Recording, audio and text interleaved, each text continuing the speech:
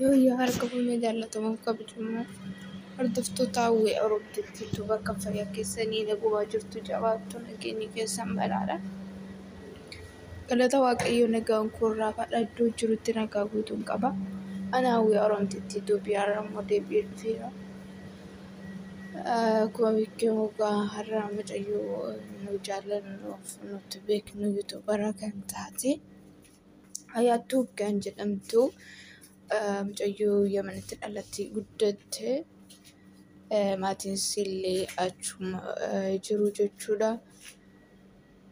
Gaafa ayyaana Arafaa otoo hojjettuu gaazeen itti fanadda'uudhaan miidhamtee jirti jechuudha. Mana hospitaalaa turte amma immoo lubbuu ishee darbeera jechuu dhageenyee jirra jechuudha.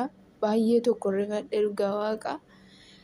Akkasumatti baay'ee na bohaarsiti bakka viidiyoo ishee yeroo ilaalu baay'ee tokko mamallee rifadhee egaa Waaqayyoo qaniidhuma ofii isaatii katabe nama waama qanii sanarraa namni dabarsuu danda'u hin jiru.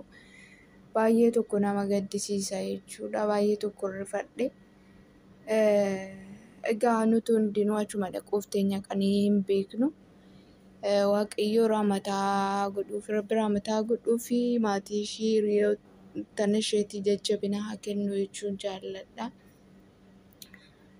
Nutis immoo amma addunyaa kanarra jirrutti waan gaarii hojjenne akka hojjennu jechuun barbaada. Sababiin isaayyuu biyya lafaa kana yookaan addunyaa kanarra yeroo dheeraa miti kan nuti jiraannu amma kana wal jibbina wal qeeynaa walirratti kaana.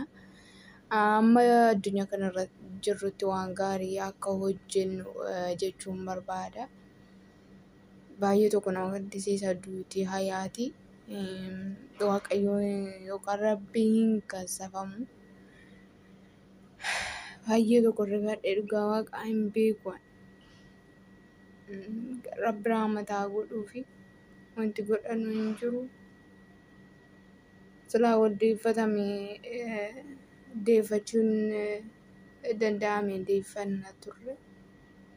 Maal godhamu kan namni hundinuu hin du'a waan ta'eef garuu nama waan taaneef nutti gadda guddaadha. Baay'ee nutti dhaga'ameera. Rabbi rahmataa godhuufi obboleettii keenya Hayaatii jajjabina maatii isheetii hiriyoota isheetii jechuun jaalladha. Dhugaa waaqa baay'ee natti